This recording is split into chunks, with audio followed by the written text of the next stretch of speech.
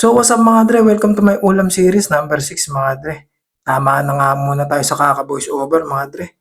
Nakakapagod din palang magmahal ng taong di ka mahal mga dre. Story time na lang nga muna tayo mga dre. Alam nyo ba mula elementary, high school, hanggang college mga dre.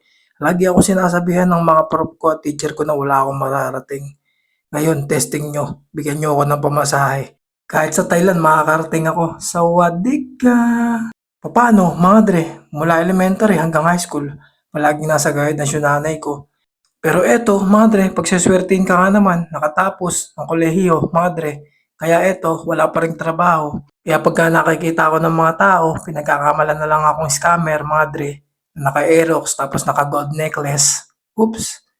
Pero wag kayo, kahit pa paano, meron akong negosyo. Yun nga lang, hindi nabibili, kasi mahal. Yun ang sabi ng mga taong walang pambili. Yan, sa ganyan tayo magaling mga Pinoy, di ba? Hanap na si Patsa, pati kapwa, idadamay, mapaligaya lang ang kaluluwa. Alam nyo mga dre, wala namang masamang mangarap Huwag mo lang papangarapin yung katrabaho mo binabata-bata ng boss mo. Kasi baka sa trabaho dyan, pre. Minsan nga napapaisip ako mga dre, paano kaya kung di ko tinapos yung pag-aaral ko? May mararating kaya ako? Lagi kasi nila sinasabi, pag tinapos mo yung pag-aaral mo, may mararating ka. Pero kahit gano'n naman mga dre, kahit ganito yung kinahantungan, nakakapagpautang naman ako mga dre.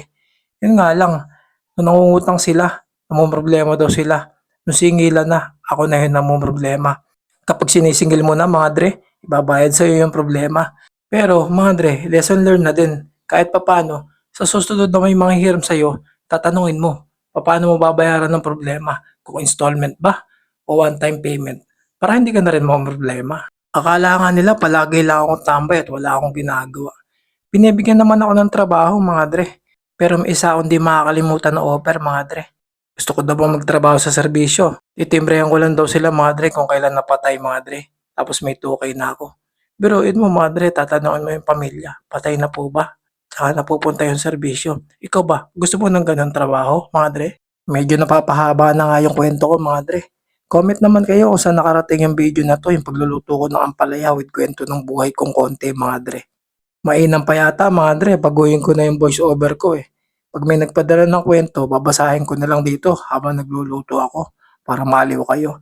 Parang mas maganda yata ang idea yun mga dre, kaysa tuturuan ko kayo magluto. Ayaw nyo namang matutong magluto kasi nagpapaluto lang naman kayo sa nanay nyo mga dre. Kaya kung may papabasa kayong mga kwento mga dre, tago nyo na lang po ako sa pangalang Maximus. Di ba mga dre? Pwedeng-pwede. Kaya mga dre, ano po iniintay nyo? Mag-comment na kayo o kaya personal message nyo ako. Padala kayo ng kwento nyo, tapos babasahin ko dito sa mga niluluto ko. Mukhang maganda to mga dre. Di ba may Papa Dudot mga dre? Ako naman, Papi Dre mga dre. Mabalik nga tayo mga dre sa kinikwento ko kanina, di ba? Sabi ko nga mga dre, inaalok ako ng trabaho. Pero di ako pumayag. Kayo, mga dre, baka gusto nyo, mag-comment lang kayo dito mga dre. Pag gusto nyo, rereto ko kayo. Sabi nga nila, easy money, laway lang yung puhunan mo. Tatanungin mo lang, naghihingalo pa po ba? Namatay na po ba? Pag namatay na po kasi, sasabihin ko na po sa serbisyo para pumunta na po. Simple lang naman yung mga kondisyon mga dre, pagpapasok kayo doon, tapos rereto ko kayo. Huwag nyo na akong tatawagan mga dre pag nabugbog kayo mga dre. O kaya binagbog kayo na pinagtatanungan nyo kung ano na nangyayari mga dre.